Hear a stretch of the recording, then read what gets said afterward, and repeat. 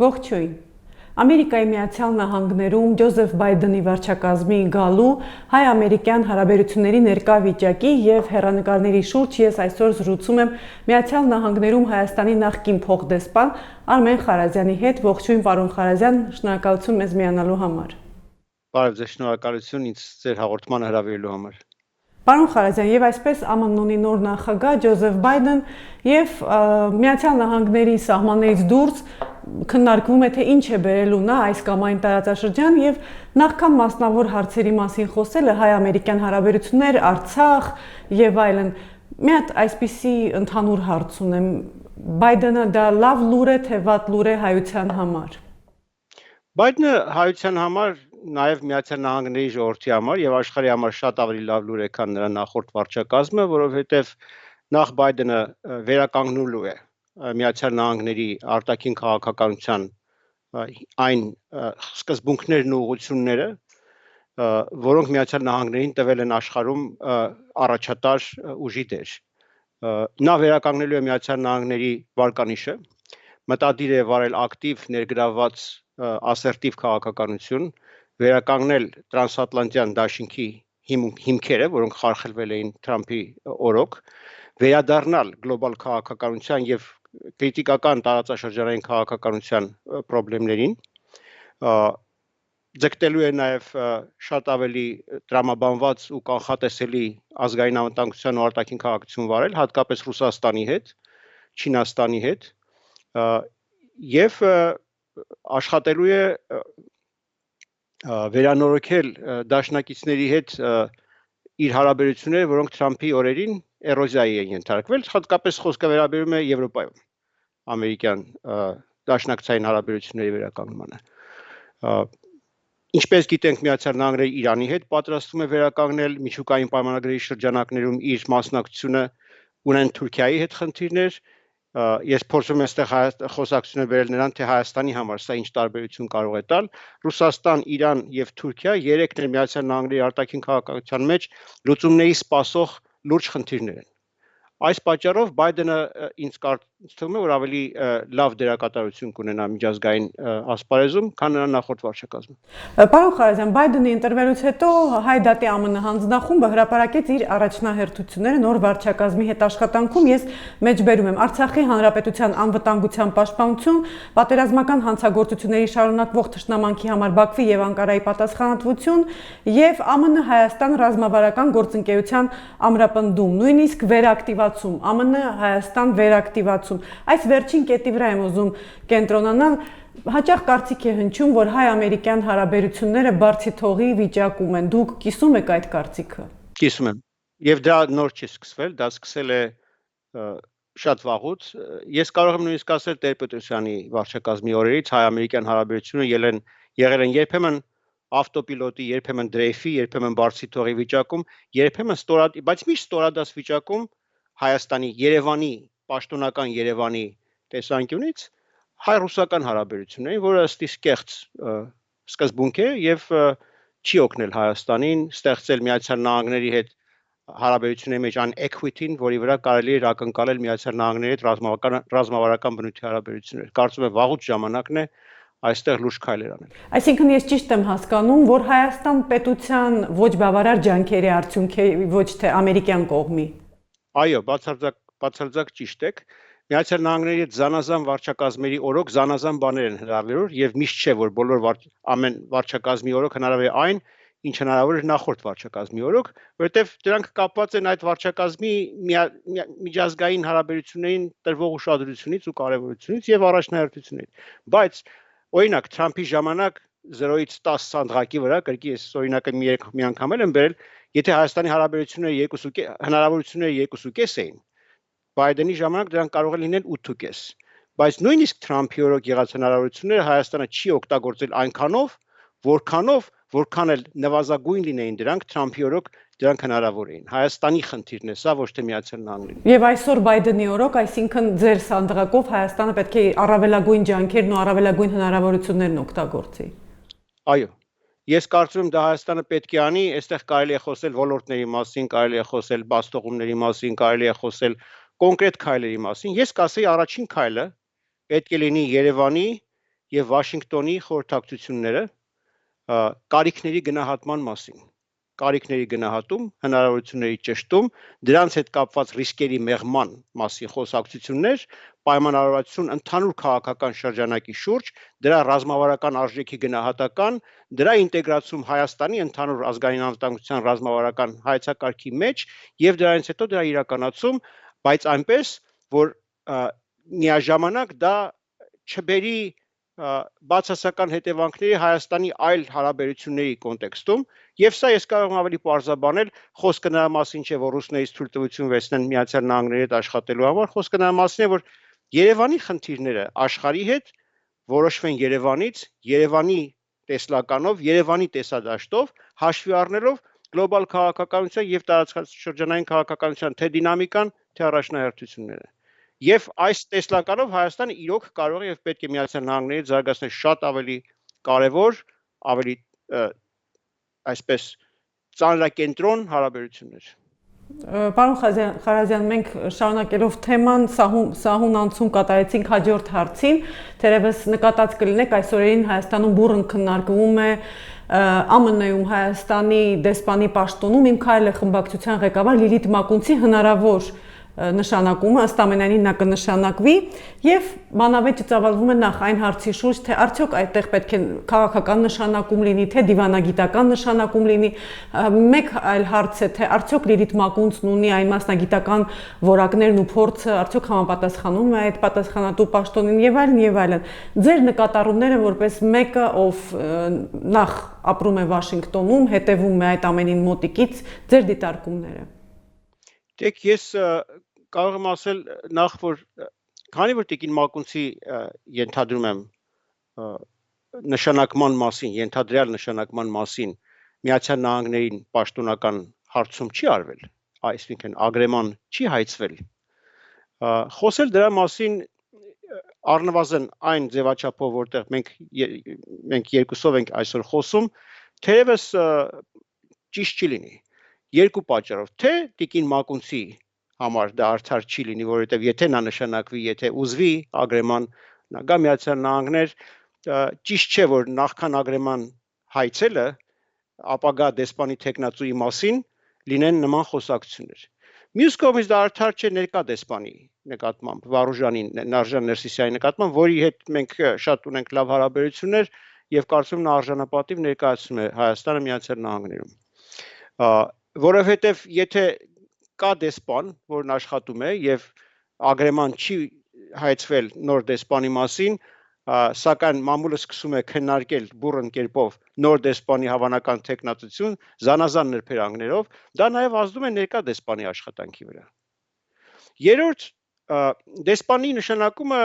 պետության ղեկավարի, տվյալ դեպքում կառավարության ղեկավարի հայեցողության խնդիր է, ինքն է որոշում որ դեսպանը իր համար որ մայրաքաղաքում ավելի վստահելի եւ ավելի նպատակային կլինի, սա որևէ կերպ չի անդրադառնում թե ներկա դեսպանի, թե որևէ հավանական նոր դեսպանի, թե մասնագիտական որակների վրա, սա դրա հետ կապ չունի։ Չորրորդ,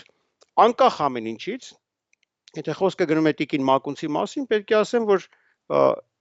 Հայաստանը չունի բավարար չափով կին դեսպաններ աշխարհում։ Եվ սա կարևոր է, Հայաստանը պետք է կարողանա աշխարհին ներկայանալ նաև մի տեսքով, որն իրեն շատ ավելի ընդունելի կդարձնի աշխարհին, շատ ավելի ընկալելի եւ շատ ավելի ժամանակակից։ Հայաստանը կարող է դա անել, Հայաստանում կանայք հասել են այնպիսի բարձր մասնագիտական մակարդակի որակի, որ կարող են ներկայացնել Հայաստանը որևէ մակարդակով, որևէ ատյանում։ Եվ այս առումով ես պետք է ասեմ, որ եթե որևէ տեղ Հայաստանը կին դեսպան է նշանակում, սա կարևոր է։ Հաջորդը, եթե վարչապետը որոշում է նշանակել որևէ կարևոր մայրաքաղաքում մեկին, ով հայտնի է իր հետ ուղիղ հարաբերություններ ունենալու մեջ եւ կարող է ուղիղ կապ պահպանել երկրի ղեկավարի հետ, սա միշտ դրական է, սա դեսպանի աշխատանքի ամենակարևոր ատրիբուտներից մեկն է։ Մերձավոր թիմակից, այսինքն Մեկը որ կարող է հեռախոսը վերցնել եւ ծանր կամ ծայրահեղ պահին զանգահարել պետության ղեկավարին եւ հարց դնել եւ չվախենալ այդ հարցը դնելուց կամ հարցի վերաբերյալ առաջարկ տալուց կամ ղեկավարի կողմից առարկությանը առարկելուց։ Ես չեմ ասում, որ ներկա դեսպանը չի անում դա, վստահ եմ, որ անում է, այլապես նա նման հաջողությամբ չէր կարող ծառայել Վաշինգտոնում, բայց այս խոսակցությունների մեջ ես ցանկանում եմ, որ մենք չվնասենք ոչ ներկա դեսպանի աշխատանքին, ոչ էլ ապագա դեսպանի վարկանիշին, վաղօրոք չհասունացած խոսակցություններ վարելով նրա մասնագիտական կարողությունների,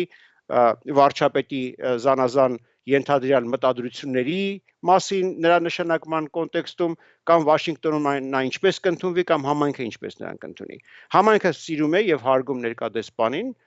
աշխատում է նրա հետ, դեսպանը իրեն արժանապատիվ դրսևորել է եւ պատվով կատարում է Հայաստանի ներկայացուցիչի պարտականությունները, նոր դեսպանել եթե լինի համայնքի խնդիրն է եւ նաեւ իմ խնդիրն է, իբրև անձ եւ ինչ-որ մեկը ում համար Հայաստանի արտաքին ծառայությունը հարազատ ծառայություն է, ապահովել, որ բոլոր դեսպանները Հայաստանի այստեղ լինեն հաջողակ։ Մեր խնդիրը մեկն է։ Հայաստանը պետք է Վաշինգտոնում ունենա հաջողակ ներկայացվածություն եւ պետք է կարողանալ անել այնպես, որ այդ ներկայացվածությունը նպաստի թե հայ-ամերիկյան հարաբերությունների մերձեցմանը, թե Հայաստանում Միացյալ Նահանգների քաղաքականության ավելի անմիջական, օբյեկտիվ ընկալմանն ու դրա հետ ներգրավմանը։ Պարոն Խարազյան, խոսենք Արցախի մասին, Արցախի դեմ ագրեսիան երբ սկսվեց, ակնհայտ էր Միացյալ Նահանգների թույլ դերակատարությունը, թեև Թրամփի կողմից փորձ արվեց, հրադադարի փորձ արվեց, մենք բոլորս հիշում ենք այդ դրվագը, բայց տեսանք, որ դա ապարդյուն էր, որից հետո եղավ նոյեմբերի 10-ի եռակողմ համաձայնությունը, այնուհետև Մոսկվայում եռակողմ հանդիպումը եւ անհերքելի է, որ այս ամենում միանձնյա գործում է ԵԱՀԿ Մինսկի խմբի մեկ համանախագահ Ռուսաստանը։ Բայդենի գալով ինչ ակնկալիքներ ունենալ, արդյոք հնարավոր է կարգավորման գործընթացում կոնֆիգուրացիայի փոփոխություն, ավելի ակտիվ ներգրավում, ի վերջո կա դեռ կարգավիճակի չլուծված հարցը, գեյների վերադարձ եւ այլն հարցեր, որոնք կենսական են հայկական կողմի համար։ Ես կարծում Միացյալ Նահանգները, այո, արդեն հայտարարել է իր նպատակի մասին ավելի ակտիվ ներգրավել Մինսկի խմբի գործընթացում։ Թրամփի օրոք խնդիրը միայն Մինսկի գործընթացում Միացյալ Նահանգների համանախագահության թույլ դերը չէր։ Ընդհանրապես Թրամփի հետ քաշումն էր միջազգային կրիտիկական խնդիրներում ամերիկյան առաջատարություն եւ որևէ ֆունկցիոնալ դեր ունենալուց, որը նկատվեց Սիրիայում, որը թույլ տվեց Ռուսաստանին ու Թուրքիային երկու ավտորիտար էքսպանսիոնիստական կոռումպացված ռեժիմներ աշխատել միմյանց հետ, իրար հետ կրիտիկական մի տարածաշրջանում Սիրիայում գտնել շահերի համընկնում, ինչպես նաև ունենալ շահերի բախումներ եւ գտնել ինչ-որ մոդուս այդ շահերի բախումներն ու համընկնումը լուծելու եւ իրենց շահերին ծառայեցնելու համար։ Սիրիայում նրանց այս ֆլիրտը նաև արտացոլվեց Լիբիայում։ Եվ պատահական չէ, որ հաջորդ թույլ օղակը Լեռնային Ղարաբաղն էր, Արցախի հակամարտության գոտին, որտեղ Ռուսաստանն ու Թուրքիան աշխատեցին, օգտվելով Թրամփի վարչակազմի միջազգային քաղաքականության մեջ իր դերի աբդիկացիայից, այսպես կոչված հրաժարումից, եւ նաեւ ինչ որ չափով օգտվելով նաեւ Հայաստանի արտաքին քաղաքական եւ ազգային անվտանգության այն պարադիգմի ձախողումից, որը Հայաստանը կառուցել էր շուրջ 30 տարի։ Սա Փաշինյանի վարչակազմի խնդիր չէ, միայն թեև Փաշինյանն է իր վարչակազմով պատասխանատու արդյունքի համար։ Բայց տապալվել, ձախողվել է Հայաստանի 30 տարի կառուցված ազգային անվտանգության ռազմական պարադիգմը։ Երկու խնդիր չեն լուծվել այդ պարադիգմի շնորհիվ, թեև հենց դրանք էին, որ պետք է լուծվեին։ Մեկ Թուրքիայի ակտիվ ներգրավումը, ընդ որում ռազմական Կովկասում, ընդ որում Արցախյան հակամարտության մեջ։ Երկրորդ Արցախի պաշտպանությունն ու անվտանգությունը։ Պուտինը խոսել է նրա մասին, թե հայ-ռուսական պայմանագրերը չեն ենթադրում Հայաստանի հետ դաշնակցական հարաբերությունների ներգրավում, երբ խոսքը գնում է Հայաստանի տարածքից դուրս գնացող հակամարտությունների կամ խնդիրների մասին, բացարձակապես այդպես չէ, հայ-ռուսական պայմանագրերը չեն խոսում տարածքային չափանիշներով, դրանք խոսում են, դրանք բանակցվել եւ ստորագրվել են Հայաստանի անվտանգության չափանիշներով, Արցախում Հայաստանի զինվորականներն են կռվել, Արցախում Հայաստանի պաշտպանության համակարգն է ձախողվել, Արցախում մենք զոհեր ենք տվել։ Սա Հայաստանի անվտանգության չկա ավելի կորիզային անվտանգության հարցադրում, քան Արցախում Հայաստանի պարտությունն է։ Չկա նաև ավելի կորիզային հարցադրում, քան Թուրքիայի ռազմական ներգրավումն է Արցախում, ընդ որում Ռուսաստանի հետ համատեղ։ Այսինքն այս 30 տարվա պարադիգմը ձախողվել է։ Խնդիրն այստեղ է եւ մենք պետք է կարողանանք սա հասկանալ, սա ուղղել։ Արցախյան հակամարտությունում հետևանքները, որ մենք այսօր կրում ենք, Արցախով չեն սահմանափակվում, ոչ էլ Միացյալ Նահանգների դերով իբրև Մինսկի խմբի համանախագահ։ Եվ սխալ կլիներ Միացյալ Նահանգներին բերել, նվազեցնել, դիմինուտիվ դեր տալ իբրև Մինսկի խմբի համանախագահ։ Միացյալ Նահանգները ռազմավարական ուժ է, գլոբալ ուժ է, ընդ որում ՆԱՏՕ-ում իր առաջատար դերով, ՆԱՏՕ-ն էլ լինելով Հայաստանի սահմանակից երկիր, թեև Թուրքիայի պահով, Միացյալ Նահանգները Հայաստանի համար իրական վիրտուալ հարևան է։ Արարատ սարը գտնվում է մի դաշինքի տարածքում, որի առաջատարն ու պատասխանատուն Անվտանգության Միացյալ Նահանգներն են։ Արարատ սարը նաև Հայաստանի անձնագրերի վրա է։ Տեսեք այն ինտիմությունը, որ Հայաստանին ու Միացյալ Նահանգներին կապում է իրար հետ։ Սա շատ ավելի մոտ եւ մարդկայնորեն ավելի ակտիվ ու կենսունակ ու պրոդուկտիվ կապ է, քան որևէ այլ հարաբերություն, որ Հայաստանի որևէ այլ երկրի հետ։ Միացյալ Նահանգների ավելի ակտիվ ներգրավմամբ, ինչպես դուք եք կանխատեսում, տարածաշրջանում եւ Արցախյան կարգավորման գործընթացում հնարավոր է արդյոք շահերի բախում կամ շահերի համապատասխանեցման, հարմարեցման շրջան Ռուսաստանի եւ Ամերիկայի Միացյալ Նահանգների միջև։ Դեք ես հետեւյալ կարծիքին եմ, այն ինչ որ պատերազմում տրվել է, դիվանագիտությամբ հետ չի բերվում։ Բերվում է պատերազմով։ Եթե Քարվաճառից հայկական զորքերը հետ են քաշվում կամավոր, Քարվաճառի տարածքները կամավոր մեզ ոչ ոք հետ չի տալու։ Միացյալ Նահանգների ներգրավումն այս հակամարտության մեջ այս փուլում տարածքները հետ չի տալու։ Տարածքները հետ է տալու Հայաստանի ռազմական պատրաստվածությունը վերցնել ու պահել այդ տարածքները։ Դրա համար ես Միացյալ Նահանգների հետ ավելի շատ կխոսեի Արցախյան, եթե խոսքը Արցախյան հակամարտության կարգավորման մասին է, հակամարտության կարգավորման այնպիսի տարբերակի մասին, որտեղ Ադրբեջանի ու Նախիջևանի միջև այդ տրանսպորտային կապը չլիներ հավասար մակարդակի վրա Արցախի կարգավիճակի հետ։ Այլ դիտվեր ընդհանրապես տարածաշրջանային կոնտեքստում ապաշրջափակումների մաս եւ ոչ ավելի կարևոր մաս, քան Երևան, քան Կարս Գյումրի երկաթուղու բացումը կամ Իջևան-Ղազախ երկաթուղու բացումը։ Եվ նաեւ խոսքը Ադրբեջանին ելք տալու մեջ չէ Նախիջևանի հետ, խոսքը ընդհանրապես տարածաշրջանային կրկին ապաշրջափակումների մասին է։ Միացյալ Նահանգների դերը կարծեմ նաեւ կարևոր է տարածաշրջանային դիվանագիտության մեջ։ Այսօր Թուրքիան ու Ռուսաստանը խոսում են Հայաստանի մասին առանց Հայաստանի մասնակցության։ Սա ինձ թվում է անթույլատրելի է։ Հայաստանը պետք է կարողանա Թուրքիայի հետ ունենալ ուղիղ երկխոսություն իրեն վերաբերող եւ նաեւ իրեն հետաքրքրող այլ հարցերով։ Սա չի նշանակում Թուրքիայի հետ գնալ պարտվողական հաշտման, բայց կներեք Ադրբեջանի հետ Արցախյան հակամարտության իրադարձությունների արդյունքում տեղի ունեցող գործընթացները շատ ավելի ինձ թվում է ստորացուցիչ են, քան այն, ինչ որ կարող է Հայաստանն անել Թուրքիայի հետ այսօր։ Եվ պետք է անի թույլ չտալով, որ որևէ երրորդ երկիր որոշի, թե Հայաստանն ինչ է անում իր հարևանի հետ։ Միացյալ Նահանգները կարծում եմ այստեղ դեր ունեն։ Միացյալ Նահանգները նաև դեր ունեն Իրանի հետ ամերիկյան հարաբերությունների հնարավոր բարելավման ենթատեքստում Հայաստանի արտաքին քաղաքական ուղեցրի մեջ։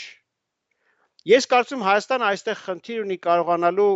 ռազմավարական տեսլական մեջտեղ բերել, որը համարժեք կլիներ թերևս Բաքու-Ջեյհան Ադրբեջանի ռազմավարական տեսլականին եւ կունենալ նույնպիսի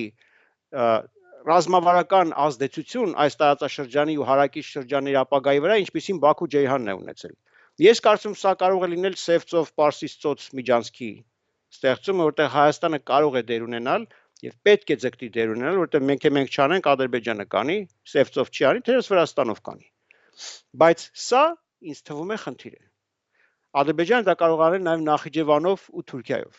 Սա էլ խնդիր է։ Այս հարցի մեջ դեռ խաղաքարտերը չեն բաժանվել, չեն պարզվել եւ կարիքներ ու առաջնահերթություններ դեռևս այդպես հստակ սահմանված չկան։ Սա խնդիր է։ Նաև հայ-ամերիկյան հարաբերությունների մեջ այստեղ ես կկարևորեի էներգետիկ անվտանգության ոլորտը, տարածաշրջանային հաղորդակցությունների ոլորտը, թե ճանապարհային, թե կոմունիկացիոն, տիեզերական պլատֆորմների կառուցման ոլորտը, Եվ Հայաստանի ռազմական եւ հատկապես օդային պաշտպանության հարցերում անվտանգության խնդիրները։ Միացյալ Նահանգների հետ կա մեծ պոտենցիալ այս հարցերում աշխատելու, բայց կրկին փոխարեն առաջարկելու դեղատոմսեր, ես կցանկանայի առաջարկել մի պլատֆորմ, որի վրա սա հնարավոր կլիներ անել, հաշվի առնելով ռեալ հնարավորությունները, ցանկություններն ու ռեսուրսները, սա հայ-ամերիկյան դիսկրիտ խորհրդակցություններն են, երկկողմ հարաբերությունները ռազմավարական բնույթի բարձրացնելու վերաբերյալ։ Միայն դրա շրջանակում է, որ հնարավոր կլինի հասկանալ, որն է հայ-ամերիկյան հարաբերությունների պոտենցիալ սահմանը։ Դեպի ուր Հայաստանը կարող է, մինչև ուր կարող է Հայաստանը Միացյալ Նահանգների հետ աշխատել իր ազգային անվտանգության խնդիրները լուծելու համար։ Նաև իհարկե տնտեսական զարգացումը կա, ժողովրդավարության աջակցությունը կա, իրավունքի եւ օրենքի իշխանության խնդիրը կա։ Սրանք հարցեր են, որոնց պատասխանները ես չեմ տեսնում Ռուսաստանում, հայ-ռուսական հարաբերությունների մեջ։ Տեխնոլոգիայի խնդիր կա։ Միացյալ Նահանգները համաշխարհային առաջատար տեխնոլոգիայի աղբյուր է, Ռուսաստանը ոչ։ Այն պատերազմը, որտեղ մենք պարտվեցինք տեխնոլոգիական բնույթի պատերազմը, ինչպես նաև կառավարման մեթոդների ժամանակակից պատերազմի վարման պատերազմեր, որտեղ Հայաստանը տանուլ տվեց։ Ռուսաստանը չունի այդ կարողությունները։ Սրանք, եթե մենք պետք է ունենանք Միացյալ Նահանգներից։ Մյուս խնդիրը Իսրայելի հետ հարաբերություններն են, նորից տարածաշրջանային կարևորագույն խնդիր, որտեղ ես կարծում եմ Միացյալ Նահանգներն ունեն կենտրոնական դերակատարություն եւ Հայաստանը պետք է կարողանա այս հարցադրումը եւս Միացյալ Նահանգների հետ պահել իր ուշադրության կենտրոնում։ Պարոն Խարազյան, մենք խոսեցինք տարածաշրջանային օրակարգի մասին, հայ-ամերիկյան օրակարգի մասին, վերջին հարցս վերաբերում է համահայկական օրակարգի։ Ես կրկին ուզում եմ մեջբերել Հայդատի հանձնախմբի գործադիր տնօրեն Արամ Համբարյանին, որն ասել է. հայոց աշխարհում բոլոր նավերը պետք է նավարկեն նույն ուղղությամբ, հատկապես երբ հարցը վերաբերում է մեր միջազգային օրակարգին։ Մեր լոբիստական ջանքերը, Հայաստան պետության դիվանագիտությունը, մինչև այսօր ինչպես է գնահատում այս ջանքերի մեկտեղումը, արդյոք կա ընդհանրապես համահայկական օրակարգ, ինչպես այն ձևավորել եւ արդյոք այն ավանդաբար պետք է գլխավորի այդ ցանկում գլխավոր տեղը պետք է զբաղեցնի ցեղասպանության ճանաչման հարցը։ Գիտեք ինչ, Միացյալ Նահանգներում մենք գործ ունենք կազմակերպված հայկական ակտիվիստական քարոզչության հետ։ Սա լոբիզմ չէ, լոբիզմը վճարովի քարոզչությունն է, վճարովի աշխատանքն է, որ Ադրբեջանը Թուրքիան են անում։ Հայաստանը լոբիզմ մեծ հաշվով չի անում եւ չի արել։ Եղել են առանձին դրվագներ լոբիստական ուժեր ներգրավելու կոնկրետ խնդիրների լուծման համար 89-ից ի վեր, նույնիսկ խորհրդային միության տարիներին։ Բայց Արմենին տորգի ճանապարհով, բայց լոբիզմ որպես այդպեսին Հայաստանը չունի։ Հայաստանը սա ամերիկահայությունը ունի կազմակերպված ակտիվիստական, այսպես կոչված grassroots քարոզչություն, որը ոչ շահութաբեր գործունեություն է, 501c3 կոչվող ամերիկյան ոչ շահութաբեր բնույթի գործունեություն, որտեղ փող չի տրվում, չի առնվում հաճախորդ եւ պատվիրատու հարաբերություններ չկան այդ կառույցների եւ համայնքի դրա հիմնական շահառուի համայնքի միջև։ Այս առումով ամերիկյան հայկական կազմակերպված քարոզչությունը, թե Հայդատի հանձնախումբը, թե Ամերիկայի հայկական համագումարը լուծում են ամերիկահայությանը հուզող խնդիրների եւ հետաքրքրող խնդիրների օգտին քարոզչություն։ Հիմնականում քարոզչությունն ուղղված է Միացյալ Նահանգների օրեսդիր մարմնի ուղղությամբ, որովհետեւ grassroots ակտիվիզմը, հանրային ակտիվիզմը, հասարակական ակտիվիզմը ավելի շատ ազդեցություն ունի հենց այդ ռեժիմում։ Օրինակ ամերիկյան գործադիր օղակների, ինչպես նաև ասենք անվտանգության, պաշտպանության, հետախուզական եւ արտաքին քաղաքականության շրջանակների նկատմամբ նման աշխատանք չկա այն ինտենսիվությամբ, այն ծավալով, որով կա օրեսդիրի հետ։ Լոբիստները մյուս կողմից շատ հաճախ աշխատում են հենց գործադիրի եւ հենց պաշտպանական ու անվտանգության համայնքների հետ։ Թուրքիայի պարագայում նաև այստեղ դեր է խաղում 70 տարի շարունակ թուրք-ամերիկյան հարաբերություններում ստեղծված փոխադարձ ընկալման մշակույթը։ ՆԱՏՕ-ով ամրապնդված, ամերիկյան թուրքական ռազմական հարաբերություններով, պատկերացրեք Երևան-Մոսկվա հարաբերությունները խորհրդային միության ժամանակ։ Կան սերտ մասնագիտական հարաբերություններ, անձնական հարաբերություններ Թուրքիայում ամերիկյան ռազմական ներկայություն եւ այլն։ Եվ սա ստեղծել է որոշ կուլտուրա, որին մենք բախվել ենք տարիներ շարունակ։ Ժամանակն է այդ կուլտուրայի նկատմամբ շատ ավելի հանձնառու եւ շատ ավելի տեր կանգնողի դիրք գրավել եւ կարողանալ ստեղծել հայ-ամերիկյան հարաբերությունում նման կուլտուրա, որը այն պարտադիր պայմանն է, որի պարագայում մենք կարող ենք Միացյալ Նահանգներիդ ունենալ փոխադարձ վստահության ռազմավարական օրակարգի միտված հարաբերություններ։ Այդ առումով ես կարծում եմ, որ կրկին ամերիկայության խնդիրը ամերիկայության հետաքրությունների շահերի առաջ մղումն է, որոնք երբեմն շատ հաճախ համընկնում են Հայաստանի շահերն ու հետաքրքրություններին, բայց դրանք իդենտիկ չեն, կոնգրուենտ չեն եւ իհարկե նույն կենտրոններից չեն ղեկավարվում։ Երևանը չի կառավարում ոչ հայկական համագումարի, ոչ հայդատի հանձնախմբի աշխատանքը։ Դա որոշվում է այստեղ, Երևանն անում է իր քաղաքականությունը։ Ես կարծում եմ, որ Հայաստանի անկախությունը, սակայն բոլորիս համար արժեք է, թե Ամերիկայի քարոզչության կազմակերպած, թե որևէ կարգի լոբիստական աշխատանքի եւ թե Երևանի անկախությունն է, որ պետք է լինի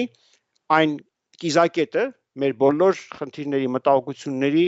եւ շահերի, որի շուրջ պետք է կառուցվի մնացածը։ Միացյալ Նահանգներին այսօր ձեռք է տալիս անկախ ժողովրդավարական ուժեղ օրենքի իրավունքի երկիր Հայաստանը։ Սա Միացյալ Նահանգների կենսական շահերից է բխում, հատկապես այն վակուումի պարագայում, որ մենք տեսնում ենք թուրք-ամերիկյան հարաբերությունների մեջ։ Վակուումի կամ անանուշության ասեմ, ինչպես նաև Իրանի եւ Ռուսաստանի հարաբերությունների մեջ։ Տարածաշրջանում կա դեր խաղալու եւ Հայաստանը պետք է կարողանա այդ դերակատարի հանձնառություն ցուցաբերել եւ հայտ ներկայացնել։ Թե որ չափ, ինչ չափով, սա ուրիշ խնդիր է, սա կրկին գնահատման խնդիր է։ Բայց Հայաստանը պետք է դա անի, եթե Հայաստանը դա չարեց, որևէ այլ մեկը կանի կամ թուրքերը կվերականգնեն իրենց կարծեք թե խարխլված դիրքերը։ Անկախություն, ազգային անվտանգության խնդիրներ, մի հարց ես միայն, եթե դեմ չեք, կարող եմ խոսել 907 բանաձևի մասին, ազատության օժանդակման օրենքի 907 բաժնի մասին, որը եւս դրված է հայկական կազմակերպած քարոզչության օրակարգում եւ իմ կարծիքով այստեղ կարիք կա թարմ հայացքի։ 907 բանաձևը ժամանակին համայնքը կարողացել է անցկացնել, որով արգելվում էր Միացյալ Նահանգների կողմից Ադրբեջանին պետական կառավարական օգնությունը, եւ դա ներկայացվել իբրև համայնքի հաջողության նշան։ Այո, թերևս դա համայնքի ինքնագնահատման համար մեծ դեր է խաղացել։ Բայց դա նաեւ ստեղծել է իրիտանտ հայ-ամերիկյան հարաբերություններում։ Դրա պատճառով Միացյալ Նահանգները ստիպված են եղել ընդունել գործադիր քաղաքական ուղեցույց, որն ասում էր, որ այնքան ժամանակ, քանի դեռ կա 907 բանաձև Միացյալ Նահանգները Ադրբեջանին չի կարող պետական կառավարական օժանդակություն ցույց տալ, այդքան ժամանակ Միացյալ Նահանգները Հայաստանի նկատմամբ կկիրառի մի քաղաքականություն, որի տակ Հայաստանը ենթակա չլինի, իրավունակ չլինի Միացյալ Նահանգների ռազմական օժանդակության համար, ներառյալ ամերիկյան ռազմական կրթության հիմնադրամից տրվող հավանական գումարները։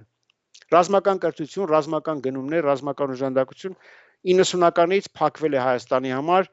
որովհետև 907 է եղել եւ մենք չենք կարողացել Միացյալ Նահանգների հետ գալ ընդհանուր հայտարարի պահելու 907-ը, բայց բացելու Հայաստանի համար ռազմական օժանդակությունը։ Ամերիկան խնդրել է շատ, որպեսզի Հայաստանը կարողանա համայնքի հետ խոսելիս ընդգծի այս պահը, Հայաստանը չի արել դա, համայնքն էլ ընդունելի չի համարել նման հարցադրումը։ Բայց դրա պատճառով 90-ականներից, երբ Միացյալ Նահանգների հետ ռազմական համագործակցություն չունես, ստիպված Ռուսաստանի հետ ես աշխատում։ Իսկ ռազմական համագործակցություն ստեղծելը որևէ երկրի հետ տարիների խնդիր է։ Ռազմավարական հեռանկարի խնդիր է։ Ուրեմն սպառազինությունների, դրանց սպասարկման, դրանց պահեստամասերի, օպերատիվ տակտիկական մյուս բոլոր նկատառումների զինուժի եւ մարդկային ռեսուրսների զարգացման խնդիր է, ուսուցման խնդիր է։ Հայաստանը իրեն 907-ի բերումով Հայաստանի վրա դրված ռազմական օժանդակության արգելքի պատճառով Հայաստանը զրկվել է Միացյալ Նահանգների եւ ՆԱՏՕ-ի հետ մեծ առումով ռազմական համագործակցություն զարգացնելուց։ Սրա մասին շատ քիչ է խոսվել, սա կարևոր խնդիր է։ Միաժամանակ 907-ը չի խանգարել Ադրբեջանի զարգանալ թե ռազմական, թե տնտեսական առումով, թե կառուցել իր ենթակառուցվածքները եւ հասնել այսօր մի պահի, երբ նա Հայաստանի նկատմամբ ռազմական գերակայություն է կարողացել ապահովել։ Այսինքն 907 Ադրբեջանին չի վնասում, վնասում է մեզ։ Ահա մի բախում, որտեղ ինչպես տեսնում եք, համայնքի տեսանկյունից նվաճում համարվող երևույթը Հայաստանի ազգային անվտանգության համար կատաստրոֆիկ նշանակություն է ունեցել։ Ես կցանկանայի, որ մեր համայնքը եւ Հայաստանը եւս կարողանալ մի քիչ ավելի մասնագիտական եւ խորքային հայացք նետել այս խնդիրներին եւ ձևակերպել արդիական օրակարգ։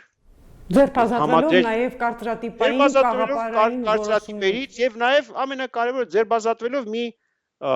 ինչ ասեմ պարալիզացնող մտայնությունից, որ Ամերիկայի հետ հարաբերությունները կառուցելիս